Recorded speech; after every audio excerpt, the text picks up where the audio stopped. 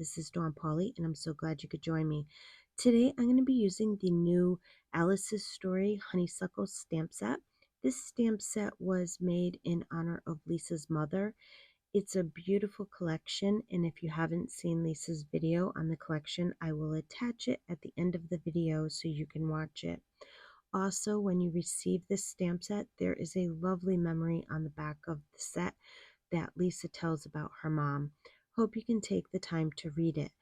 Plus, a portion of the proceeds is being donated to a charity that is very close to Lisa's family's heart in honor of her mom. So this is a great set all the way around, and you can also purchase the matching die to go with it. This stamp and die set can be used in lots of different ways, and I'm going to be pairing it up with the Elongated Ovals A2 cover plate. So let's get started. The first thing I'm going to do is stamp out my images with a black Copic friendly ink, and I'm going to stamp the vase with a light blue color. I stamp it a couple of times to get a good impression because it is a solid image, and the more you stamp it, the crisper the image will be. Next, I'm going to take a darker blue color, and I'm going to only put it around the edge of the stamp set, and I'm going to use a tissue to kind of smooth the ink out so it looks more natural and the edges blend together better. For my background, I'm using the Elongated Ovals cover plate, and I'm going to emboss with it. I place the cutting plate down, then the embossing mat, and then I'm going to spray my paper with water a little bit since this is a big die that I'm embossing with and it helps the paper not to crack. Then I place the die over the paper, and I'm going to tape it in place so that it doesn't move around. Now the tape isn't going to hold it perfectly in place, but it holds it enough so you can emboss with it. And then I'm going to put the other cover plate over it and run it through my die cut machine. And look at how nice this embossed. It came out absolutely beautiful, and I love this background because it can be used for so many different things. And then I went ahead and I colored my images off screen since there really wasn't a lot to color. And then I'm taking a piece of black cardstock and I'm going to make a matte border behind the embossed background with it. I did die cut some words out of it to help save on paper, and no one will even notice that I did this. I don't always do it, but I do try to do it whenever I can. And I just adhere it to the embossed background.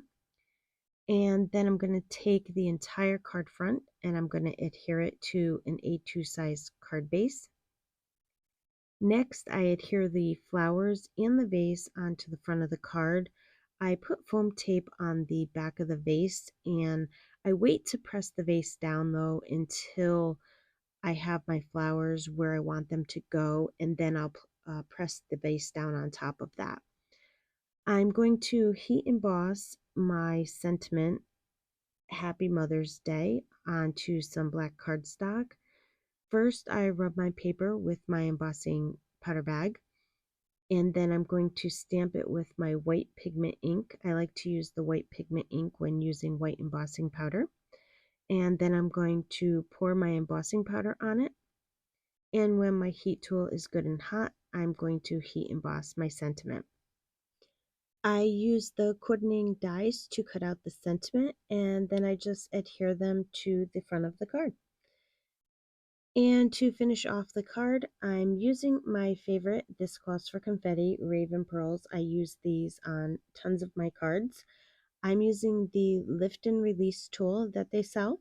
One end has a wax tip that helps to pick up the pearls, and I just adhere them in place with my liquid glue.